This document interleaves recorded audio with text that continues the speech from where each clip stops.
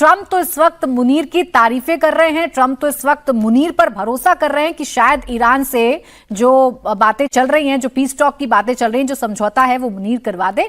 लेकिन क्या मुनीर इसमें पूरी तरीके से एक्सपोज हो जाएगा हर्षवर्धन जी?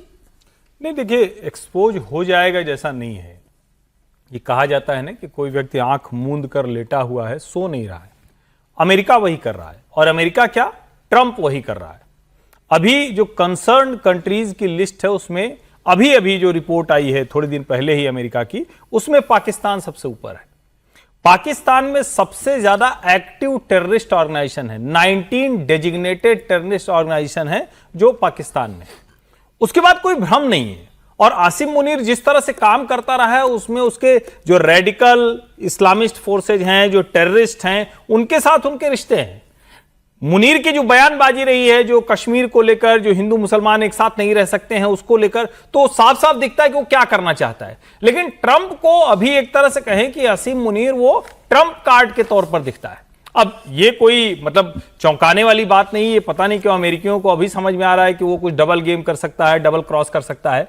जिस पाकिस्तान का पूरा अस्तित्व तो चीन की कृपा पर टिका हो, छोड़ दीजिए ईरान, अभी इसको बाद में समझिएगा कि वो कितना कर रहे हैं कितना, लेकिन जिसका पूरा अस्तित्व तो चीन पर टिका हो, जिसकी सारी इकोनॉमिक एक्टिविटी चीन से हो, जिसके यहां हर तरह की चीजें वो चीन बना रहा हो, उसमें अमेरिका अगर ये सोचे कि आज पाकिस्तान हमारे लिए आ गया, पूरी तरह से आ जाएगा।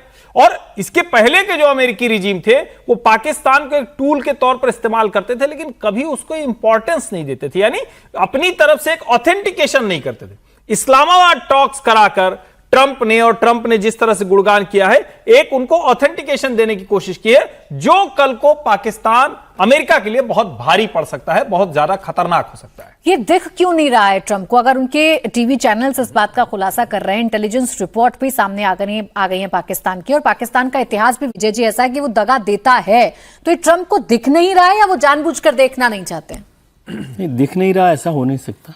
पाकिस्तान कोई नई चीज है नहीं, उनका बिहेवियर, उनका सब कुछ, ट्रंप उनको इस्तेमाल कर रहे हैं पाकिस्तान को।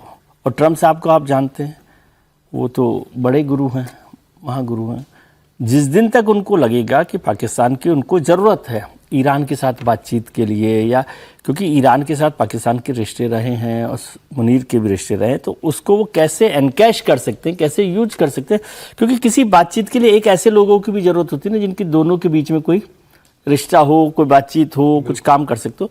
मैं नहीं समझता, फॉक्स ने जो लिखा उसमें कोई गलत नहीं है, जो बात हुई यहाँ पर हुई उसमें भी कोई गलत नहीं है, लेकिन ट्रंप को ये सब कुछ जानकारी है। हो सकता है ये बात खत्म हो जाए किसी दिन, जरूरत नहीं हो। और ये भी मान लीजिए खत्म होने की बात तो छोड़िए, आज पाकिस्तान उसकी भूमिका में कहीं पर उनके मददगार के तौर पर साबित नहीं हो तो ट्रंप एक ही दिन में उनको अलग कर देंगे। इसलिए ट्रंप नहीं जानते, ऐसा नहीं है। ट्रंप को अभी लगता है कि उनकी कुछ ज़रूरत है पाकिस्तान की या मुनीर की, इसलिए वो उनका इस्तेमाल कर रहे हैं। इस रिश्ते पर मैं कोई बहुत गंभीरता से लेता हूँ ये उनको। और ट्रंप साहब को तो आप देखते हैं वो रोजाना के हिसाब से डे टू डे बेसिस पर रिलेशनशिप रखते हैं, डे टू डे रिलेशनशिप पर बातचीत करते हैं।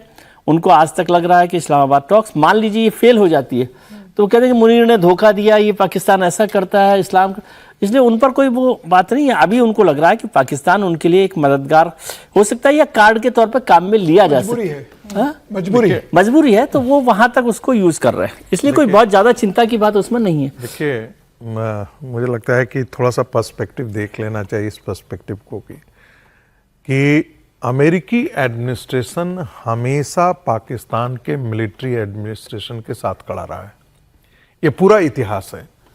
अब 1976 में आप चले जाइए तो जिस चीन की आज हम बात कर रहे हैं, चीन को अमेरिका के करीब लाने वाला कौन था?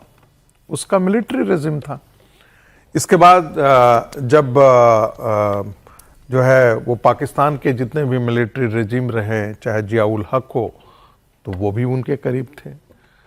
फांसी पर लटका दिया, बेनजीर भुट्टो को लटका दिया। आपने कभी अमेरिका को बोला, उसका विरोध करते हुए सुना? कभी डेमोक्रेसी की बात सुनी? देखिए, अमेरिका का डेमोक्रेसी, ह्यूमन राइट्स, ये सारी चीजें जो है ये सब फेकेड है। हमारे यहाँ भी टेलीविजन स्टूडियो में लोग उसका जिक्र कई बार आकर के करते हैं, अमेरिका की ये रिपोर्ट छपी, और उसको आप हमेशा कूड़ेदान में फेंकने की सिफारिश कीजिए। उन पर कोई तवज्जो मत दीजिए, वो पूरे कचरे हैं और वो पूरे राजनीति से प्रेरित होते हैं, उसका कोई मतलब नहीं बनता है। आप अपने नेशनल इंटरेस्ट के साथ खड़े होना सीखिए, बस इतनी बात से है।